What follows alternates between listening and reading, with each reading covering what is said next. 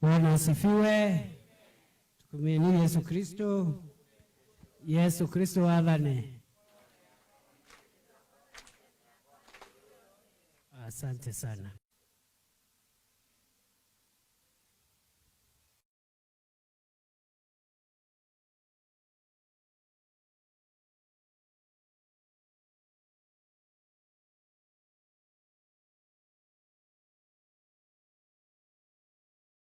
Brother in charge of this facility,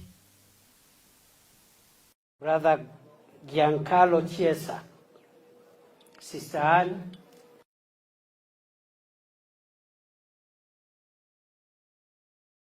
na pia waumini wa parokia ya Charia, na wasalimu tena katika jina la Yesu.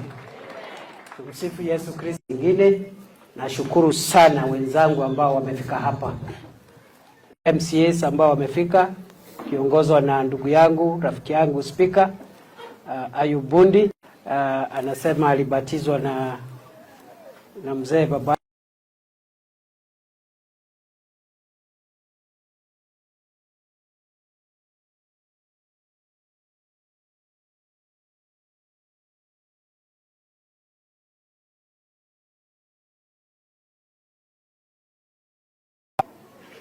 Niko tu na mambo mawili matatu, sina mambo mengi, sababu tumesikia neno la Mwenyezi Mungu.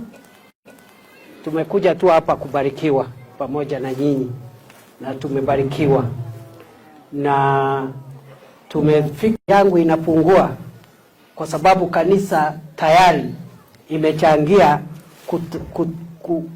kuhakikisha kwamba brothers, mimi nataka niwashukuru vile vile kwa sababu hospitali zenu ikiwemo sana hii ya Charia imeokoa mioyo mingi ya watu ambayo wangeaga dunia kwa kukosa matibabu. Watu wengi wameletwa hapa wakiwa katika hali mahututi kutoka sehemu hii yetu ya Imenti na wengine kutoka sehemu hii yetu ya Tharaka, ambayo kama sio hii hospitali wangeaga dunia. Kwa hivyo nashukuru sana, na mimi najivunia kuwa mwenyeji wa hapa na mmoja wenu. Nataka niwahakikishia kwamba serikali itashirikiana na kanisa na viongozi wale wengine kuhakikisha kwamba tumeunga mkono na kusupport miradi yote, projects za kanisa, sana kanisa ambazo zinahubiri Injili njema ya Mwenyezi Mungu, na vile vile kuhudumia wananchi katika kuwaletea mambo ya maendeleo ili waishi maisha bora hapa duniani wakingojea maisha ya mbinguni ambayo yatakuja baadaye. Na nikiwa hapo niseme hivi, serikali ya Kenya inatambua ya kwamba katiba yetu imepeana uhuru wa kuabudu na uhuru wa dini. Tunaheshimu katiba, tunaheshimu kanisa, tunaheshimu dini, na hakuna vita vyovyote baina ya serikali na dini. Hakuna vita vyovyote baina ya serikali na kanisa. Sisi wenyewe ni Wakristo. Sisi ni wacha Mungu, kwa hivyo hatuwezi kudhulumu Ukristo ambao sisi wenyewe ni wanachama wa dini. Kwa hivyo niseme ya kwamba we as government have no problem with religion. We have no problem with the Church of Jesus Christ. We ourselves are Christians and we are believers, and serious believers for that matter. We have no problem with the church. We recognize the Constitution of our country permits the freedom of worship, the freedom of religion, and we respect our Constitution and we respect religion. However, the same Constitution does not allow when people are exercising the freedom of worship or freedom of religion, the Constitution does not allow people to manipulate the Word of God, people to misuse the Holy Scriptures, to hurt people, and to engage in criminal activities. Tumeona vile tumepata madhara katika taifa letu kupitia watu ambao wametumia Biblia na maandiko matakatifu kuleta maafa na kuumiza wananchi. Pale katika kaunti ya Kilifi tumepoteza watu wengi katika msitu wa Shakahola. Watu wengi wamepoteza maisha yao, wameuawa, wengine wameambiwa wasikule chakula mpaka wafe ndio wamuone Mungu. Wakakufa wazee, akina mama na watoto wasio na hatia. Vile vile wale walipelekwa pale msituni, wengine wao wale walikataa amri ya kutokula mpaka wafe, wakapigwa na silaha na vifaa butu, wakapigwa na nyundo, wakapigwa kichwani, wakavunjwa viungo, wakauawa kinyama, wazee, akina mama na watoto. Vile vile wengine walinyongwa kama wanyama na wakakufa. Na katika muda wa kama wiki mbili sasa, nimekuwa pale pamoja na wenzangu katika idara ya usalama tukijaribu kuangalia nini haswa kilitendeka. Na kupitia sasa tumefukua miili 112 na bado kuna makaburi ya halaiki katika ule msitu. Nikitoka hapa na kesho nipitie Kirinyaga, siku ya Jumanne ninarudi kuanzisha rasmi sehemu ya pili ama awamu ya pili ya ufukuaji wa maiti katika ule msitu. The experts are telling us we have more graves in that forest. And therefore, what these criminals have done to our country is great damage. They have hurt the country, they have destroyed and besmirched the church and religion. Kwa sababu ya kiusalama, tumeambia wenzetu wote wasiende kukaa kule, kwa sababu ile ni eneo la maafa, ni eneo la uhalifu. Tumeshaweka sheria kupitia gazeti rasmi ya serikali ya kwamba sehemu hile ni sehemu ya kiusalama, na mtu yeyote anayepaswa kwenda pale lazima awe na sababu maalum, atujulishe, apelekwe. Na vile vile tumewauliza wenzetu wanahabari washirikiane na sisi, kwa sababu ile kazi iko pale ni kazi ambaye ni ya kisheria, na kuna picha zingine hatuwezi kuruhusu zipigwe kwa sababu ya kanuni za kisheria na kanuni za matibabu. Medical ethics and security ethics do not allow you, good people of the press, to go there and start filming decomposing bodies of people's fathers, mothers, and children. We will be sued as government. But I want also to say the government of Kenya has nothing to hide. It doesn't matter the number of people who have died. We will broadcast it to the world. We will tell the world what happened. We will make sure that the whole truth comes out, so that we do not have an incident like this ever again in our country. Na mimi nataka niulize wenzetu hapa, tukiwa hapa Charia. Mimi nimesikia watu wengine wamesema ati serikali inapigana na kanisa. mtu ambaye anaambia watu wasile chakula mpaka wafe, huyo ni mtu ya kanisa ama ni mtu ya shetani? Si mtu ya shetani.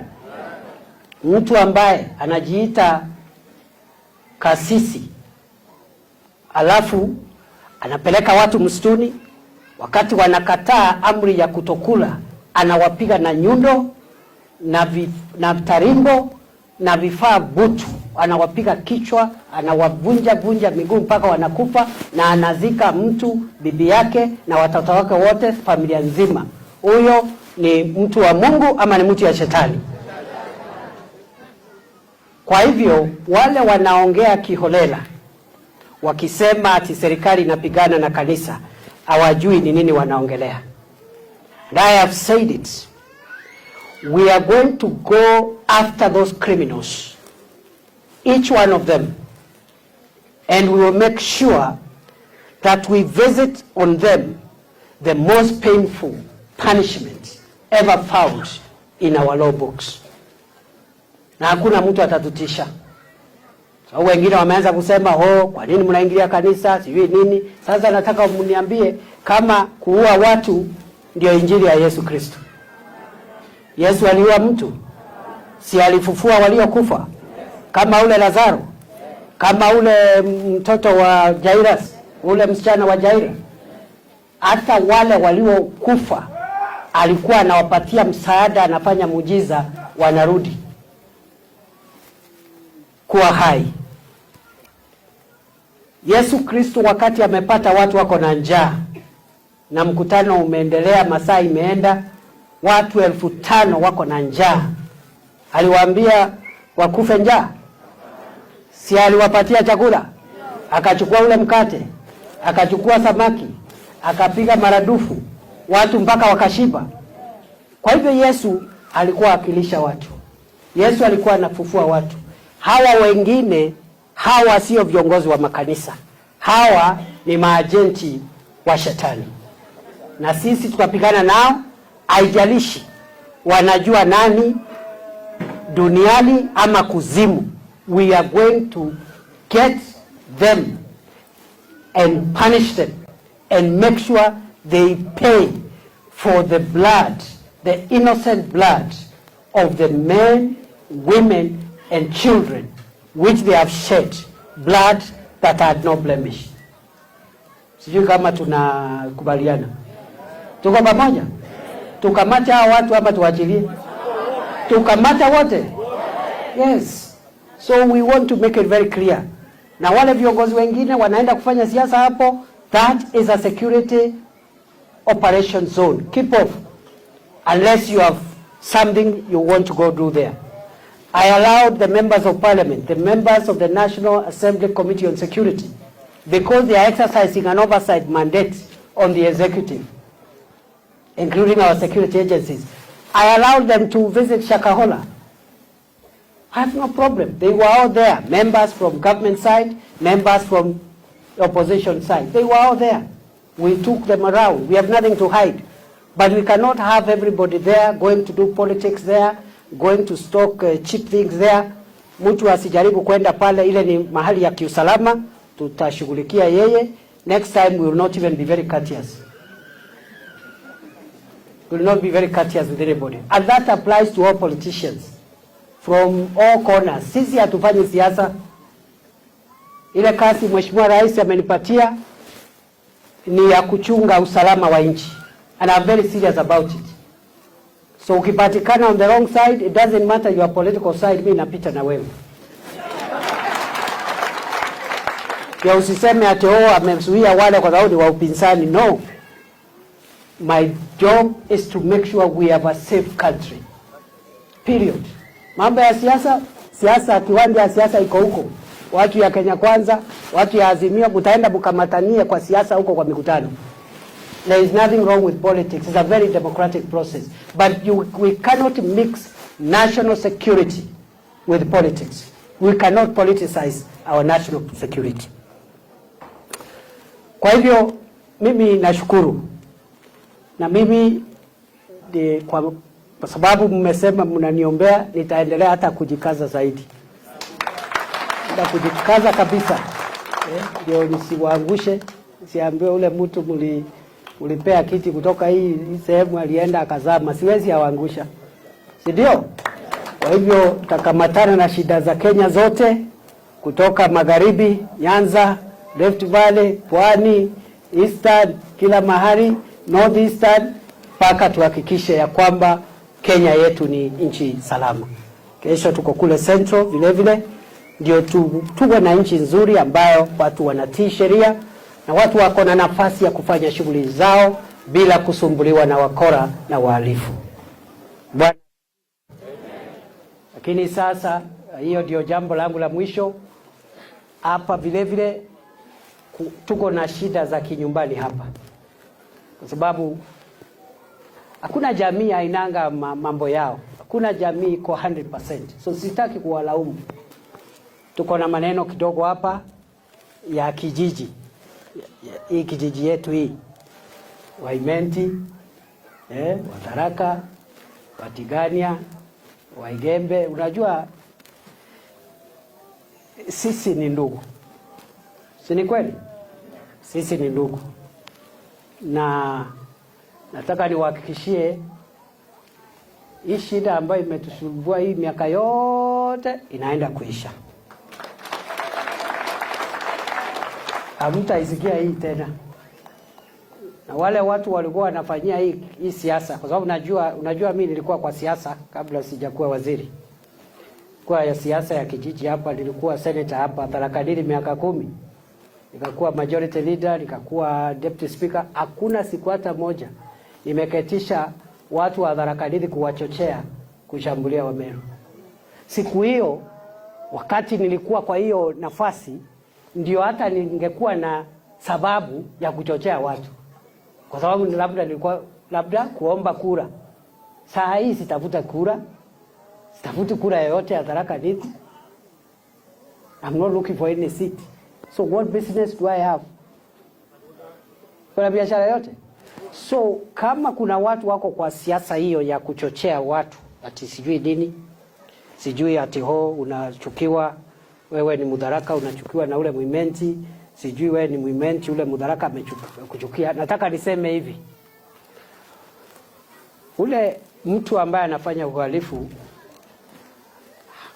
ana kabila, ana dini. Mhalifu ni mhalifu. Haijalishi kabila yake. Mhalifu ni mhalifu. Kwa hivyo hii kazi hii shida tumekuwa nayo hapa kidogo ya mashamba hapa mpakani, maneno, it is just a matter of days.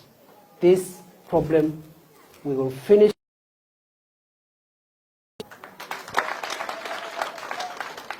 Na hapa sitaki mchezo, kwa sababu sasa siwezani kupigana na uhalifu Kenya nzima, lakini hapa kwangu nyumbani kuna uhalifu.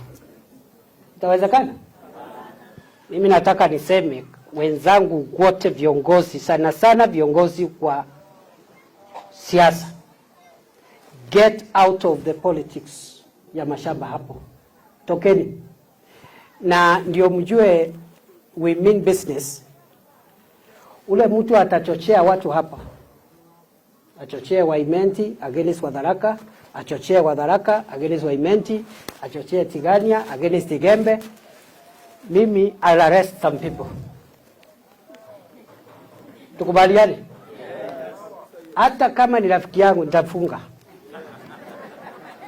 Sisi kama tunaelewana, mungetaka hii shida yetu hapa kidogo ishe. Watu waishi kwa amani. Mahali uko na shamba ni lako. Mimi viongozi wengine hapa wako na mashamba sijui Nairobi. Kwani wewe ulizaliwa Nairobi ndio ununue shamba Nairobi? Kwa hivyo kama uko na shamba yako, haijalishi iko Tharaka, iko Imenti, shamba ni ya si namna hiyo. Ama mungetaka tuendelee na hii shida ya kila siku hapa?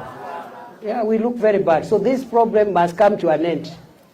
And anybody in between, mtu ambaye anatafuta kura kidogo hapa, atafuta njia nyingine ya kutafuta kura.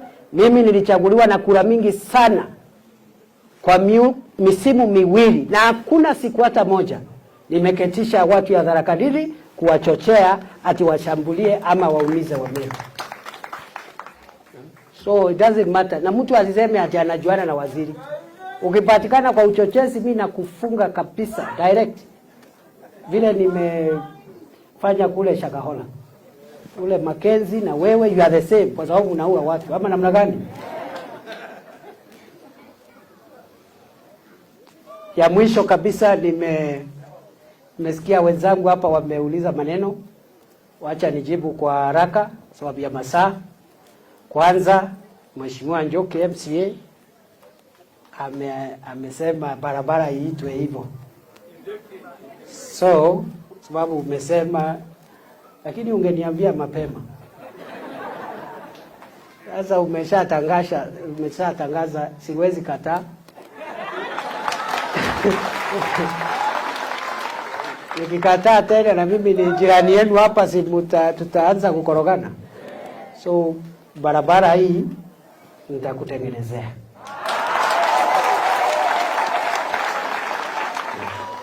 Unipatie namba yako ya simu ndio tushughulikie hii barabara, tutatengeneza.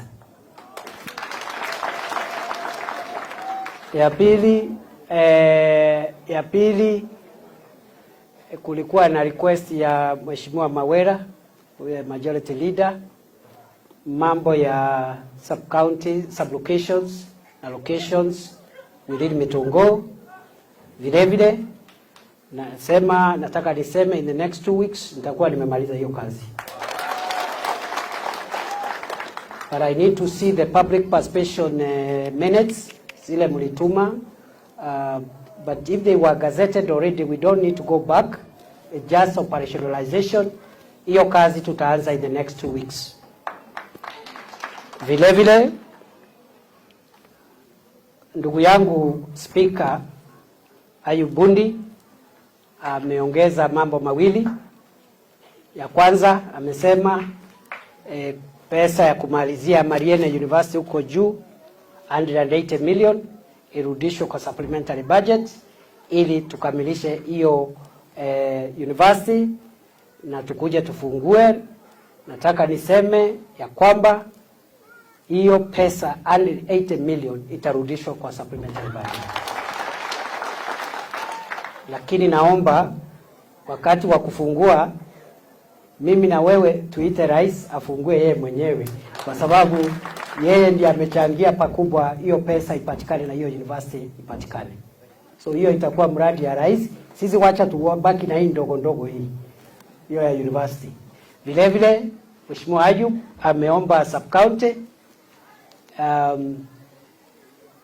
Had you begun the process?